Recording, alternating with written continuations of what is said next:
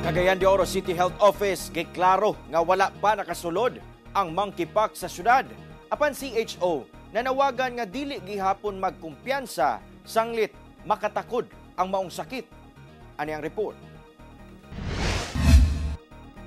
Giklaro karon sa Cagayan de Oro City Health Office nga negatibo pa sa makatakod nga monkeypox ang syudad. Base sa ilang ulahing monitoring, sumala sa CHO, sukad nagpositibo sa Mpox ang usa ka kaso sa kauluhan.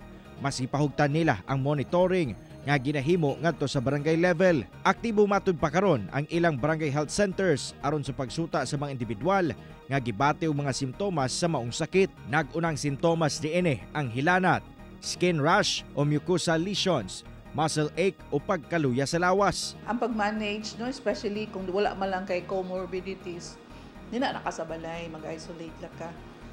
21 days, taas-taas di siya kay ang imong pagka-infectious, pwede ka manakod. Taman kung hangtod sa naapag-utilization, kaya nakailisyon manakod pa kayo. Dugang sa CHO nga ang usa ka individual matakdan sa Mpox pinaagi sa close contact sa positibo niini. Hinoon, giklaro ni Dilia nga dili susama kataas ang transmission rate sa Mpox kung itandi sa COVID-19.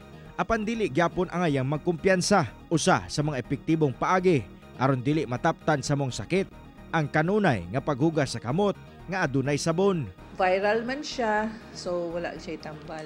Ang ato lang ani supportive, kung maghilanat, tagaan og paracetamol, and then kung unsa ba iyang lesion ug nanay secondary bacterial, no, nga primero viral naman to nakadugan kung ana samad na gyud siya namo na nga pwede sa tamuhatag antibiotic. Panawagan sab sa CHO ngadto sa mga Cagayanon nga ugaling makasinati og mga early symptoms sa mong sakit, gilayong magpakonsulta sa mga health center duol sa inyong barangay. Kauban si Roland Cañas sa kamera.